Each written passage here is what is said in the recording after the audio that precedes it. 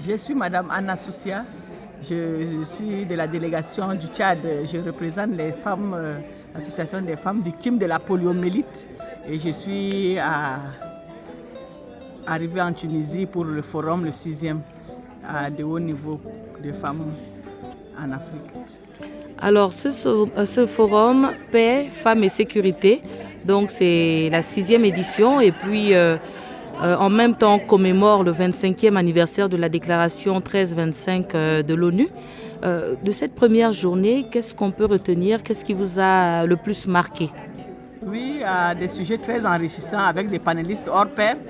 J'ai retenu par exemple que la femme doit réclamer ce qui lui est de droit. Elle ne doit pas se laisser intimider par la présence des hommes, mais plutôt s'imposer afin de pouvoir faire sortir un truc positif parce que la femme doit être inclue dans tout. Et quelle que soit sa catégorie, son genre ou bien son niveau, elle doit s'imprégner et vraiment apporter sa contribution pour qu'un changement réel et durable puisse se faire ressentir et s'opérer dans la société. Et j'ai aussi retenu que là où il y a les tensions, par exemple les tensions dans des pays en guerre, au Soudan, au Congo, tout cela, la femme peut abonner sa contribution afin de mettre fin à cela à travers sa proximité avec la population et aussi le rôle important qu'elle peut jouer dans les négociations. Elle doit aussi acquérir l'art oratoire pour persuader afin que sa voix puisse compter aussi. Alors, le rôle de la femme est souvent minimisé à cause du fait qu'elle n'est pas impliquée dans plusieurs sphères de haute décision. Et par rapport à cela, les panélistes ont lancé un appel à l'action. Alors vous qui êtes sur le terrain, vous êtes dans une association de femmes victimes de la poliomyélite. Quelles sont les actions que vous menez sur le terrain afin de pouvoir sensibiliser les autres femmes à mieux s'impliquer sur que ce soit les actions politiques, en tout cas, ou encore sur les différents problèmes qui concernent les femmes et leurs résolutions? Oui, vous voyez, les femmes en général sont victimes de préjugés. On parle de l'inclusion pour les femmes parce qu'elles sont discriminées. Et les femmes en situation de handicap le sont encore plus parce que vu leur état, beaucoup ont un regard négatif sur elles. Même si elles ont des potentialités, on ne le voit pas. Nous militons justement pour ce sens-là, dans ce sens, pour pouvoir faire imposer la femme, même si elle est handicapée, on ne doit pas voir seulement son apparence physique, mais voir ce qu'elle peut apporter comme contribution. Donc dans notre lutte, nous sommes en train de vraiment booster les choses parce que maintenant, nous avons décidé que rien ne doit se faire sans nous. Absolument, on doit être intégré dans toutes les sphères de la société afin que nous aussi, nous apportons notre contribution. Nous ne devons pas seulement être des personnes qui reçoivent parce que nous sommes en dessous de la main qui donne.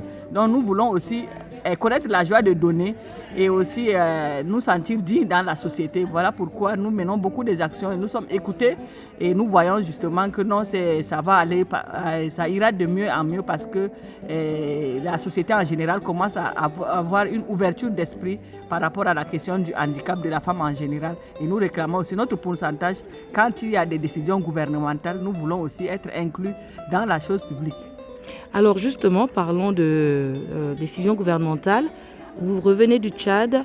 Au niveau de votre gouvernement, au niveau national, quelles sont par exemple les actions que vous menez ou bien comment est-ce que le gouvernement tient en compte votre association ou les membres de votre association, donc des femmes victimes de poliomyélite?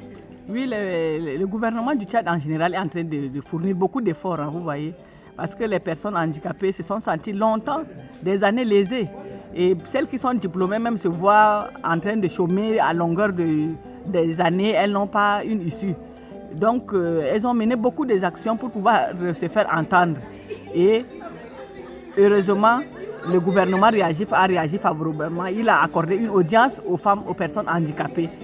Et cette audience a fait que le président, le maréchal du Tchad a pu écouter nos voix et il a promis de travailler avec nous. Parce que justement, il ne savait pas qu'il y avait des personnes qui pouvaient faire la chose parmi nous. Donc nous avons dit que non, si nous sommes des femmes, avant d'être handicapées, nous sommes des femmes. Et nous voulons aussi que parmi les 30% qu'on a accordés aux femmes tchadiennes pour occuper des postes ministériels, nous soyons inclus aussi dans ce pourcentage-là. Et justement, on lui a prouvé lors de cet entretien, de cette rencontre-là, que nous sommes capables et que nous sommes présentables et nous sommes aussi intelligentes.